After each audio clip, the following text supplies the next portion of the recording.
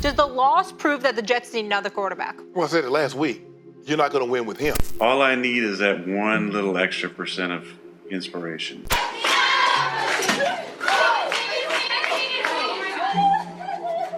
It has been a very rocky start to the NFL season for the New York Jets, and it unfortunately seems like things are about to get way worse. Now, there's some good news in this video, and to be honest, this entire video is a gigantic roller coaster ride of emotions for Jets fans, including something Aaron Rodgers is trying to do that is unthinkable and we've never seen before, in addition to a lot of Jets players being disgruntled. So before we get to the content, make sure you drop a like, subscribe, and turn on our notifications to help us on our grind to 1 million subscribers. Now that we get all that out of the way, work!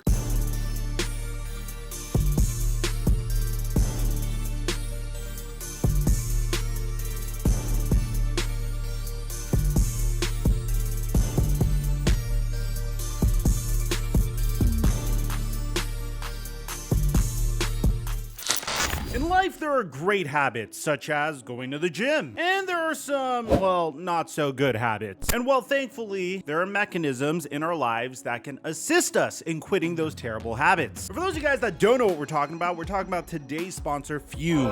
Not everything in a bad habit is wrong, so instead of drastic, uncomfortable change, why not just remove the bad from your habit? Fume is an innovative, award-nominated device that does just that. Instead of electronics, Fume is completely natural. Instead of vapor, Fume uses flavored air. And instead of harmful chemicals, Fume uses all natural, delicious flavors. And most importantly, instead of bad, Fume is good. It's a habit you're free to enjoy that makes replacing any bad habit easy. Like some ASMR.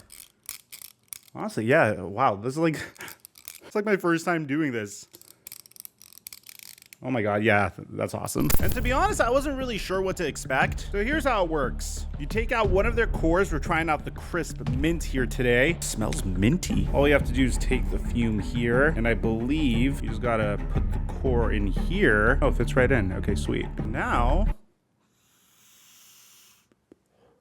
damn, that's minty. Ooh, damn, it's like I just had like 3 sticks of gum. Their mint flavor is awesome. Stopping is something we all have to put off because, well, it's hard. But switching to Fume is easy, enjoyable, and even fun. Fume has served over 100,000 customers and has thousands of success stories. And there's no reason that can't be you. Join Fume in accelerating humanity's breakup from destructive habits by picking up the Journey Pack today. Head to tryfume.com/microphone or scan the QR code and use code Mikerophone to get 10% off when you get the Journey Pack today. That's tryfum.com and use code Microphone to save an additional 10% off of your order today. And thank you, Fume, for the sponsorship. Mic check 1 2 1 2. What's going on, everybody? I'm gonna be honest, a lot of you guys know I'm a die-hard Dallas Cowboys fan, so I wanted to open up this video by saying I didn't really expect anything else from the Dallas Cowboys versus the New York Jets. I mean, you're talking about a team that shut out their opposition in week 1. And sure, you could blame inclement weather, but given what we've seen from Zach Wilson so far, I wasn't necessarily expecting him to come out and drop 400 passing yards on the Dallas Cowboys. And I certainly did not expect New York Jets to have the game plan that they did against the Dallas Cowboys. A very important focal point here is the fact that Breece Hall was very frustrated at his lack of usage in the game. And it seems like Sauce Gardner was also pissed off. As a matter of fact, Sauce Gardner even deactivated his Twitter account as a result of the game versus the Dallas Cowboys. So Breece Hall would tweet out this picture of 4 football emojis before eventually deleting it, which could imply that he was frustrated at the fact that he only received 4 carries versus the Dallas Cowboys. And to be honest, I don't think this was on accident, because Breece Hall was also asked why the Jets running game struggled to get going. And he said, I mean, I only got 4 touches. That's why we struggled. It is what it is. We just got down early today and just abandoned the run. That type of stuff happens. You feel like you've got to get back in the game and it just slips away, which is exactly what I was going to say. That's the main reason why the New York Jets struggled so much. Whenever you have Zach Wilson under center and you have Nathaniel Hackett as your offensive coordinator, a lot of people forget this. Nathaniel Hackett specializes in the run game, and the New York Jets game plan at this point is to establish the run and depend on their defense. The Dallas Cowboys never really allowed them to do that. To start out the game, the Cowboys got off to a 10-7 start. Don't get me wrong, Zach Wilson showed some flashes, throwing a nice touchdown pass to Garrett Wilson Wilson off of an RPO. But I feel like the Dallas Cowboys defense, the Cowboys pass rush, may have been a little bit too much of a test for Zach Wilson. And it seems like the defense was also frustrated. I mean, Sauce Gardner quote tweeted this tweet: CeeDee Lamb when lined up versus Sauce Gardner tonight, 11 receptions, 143 yards, 1 win, 0 incompletions, wide receiver 1. Sauce Gardner would quote tweet this saying, "Damn, y'all really love saying my name on this app. He didn't catch a ball on me today, source me." And then he deactivated his account. Now look, I don't blame the New York Jets for being frustrated. I mean, this is by far the worst thing that could have happened to you. From the very moment the NFL season started on Monday, Aaron Rodgers tearing his Achilles 4 snaps in, and now all of a sudden, you're back where you started. Zach Wilson is now your quarterback once again. And it's clear as day, you're a quarterback away from winning a Super Bowl. And side note, this is the last time I'm going to be a Cowboy homer for today, but Josh Allen in week 1 versus the New York Jets went 29 of 41 for 236 passing yards, 1 touchdown, 3 interceptions, and 1 fumble. Dak Prescott went 31 of 38, 255 passing yards, 2 touchdowns, and 0 turnovers. I'm just saying. But all of that aside, there's this gigantic narrative surrounding Zach Wilson now. Is he truly the guy under center? He threw 3 interceptions against this Cowboys defense. And I think Josina Anderson really hits the nail on the head in terms of Zach Wilson as a quarterback. He started out really well, I'll admit, and he has improved. As a matter of fact, I think she hits this perfectly. Zach Wilson's footwork, pocket awareness, and confidence have notably improved. He has more life under his belt and a stronger look in his eye. Aaron Rodgers has had a positive impact on his game and his moxie. That being said, while taking the Jets' O-line issues into account, I still have some questions on Wilson when adversity strikes in a game. Going back to Thursday Night Football versus the Jags last year, can't let rising angst over the course of a game overcome decision-making, creating forced throws and make you set on a target before reading the defense. Zach Wilson has potential, his athleticism, and Garrett Wilson's elite playmaking skills help today. He also has stud running backs there for him as well. That being said, I need to see Wilson orchestrate multiple wins with the pressure square on him at QB1 from the beginning of the game to its end. It's still early, lots of talent in Florham Park. I've seen miracles before, but time is ticking. I agree. I mean, the problem with Zach Wilson is the external pressure sometimes gets to him a little bit too much. Whether it's the fact that he needs to overcome a huge deficit, whether the fact that the defense is generating a significant amount of pressure on him. I think he's in the perfect situation to succeed minus the offensive line because he has a really good running game and he has very talented wide receivers. He has a Hall of Fame quarterback that was his favorite quarterback growing up as a child that's quite literally in his ear between each and every drive. And I think that is significant for him. He also has an organization that is clearly patient and believes in him. So this whole question about whether or not Zach Wilson should not be the guy under center because he already has 4 interceptions this season and whether or not they should sign a free agent to compete with him isn't the best solution. Do you really think the New York Jets will be that much more competitive if they brought in Carson Wentz, Cam Newton, Joe Flacco, Colin Kaepernick, or Matt Ryan to compete with him? I don't think so. With that being said, I don't think you have a choice but to continue forward with Zach Wilson. This is going to either be a huge year for his development or you need to punt on him altogether. As for Aaron Rodgers, this is a great opportunity for him to mentor Zach Wilson to the best of his ability because he's doing something that, in my opinion, is unthinkable. In our last video, he talked about the fact that Aaron Rodgers said that his rehab plan is going to shock some people. And originally, we were wondering if Aaron Rodgers would even return for the 2024 season. It seems like he's being a little bit more aggressive than that. He mentioned how he had the same exact doctor that repaired the late great Kobe Bryant's Achilles. His name is Dr. Neil Elatrash. No, not Hella Trash, Elatrash. It took me a minute too. A friendship going back many years with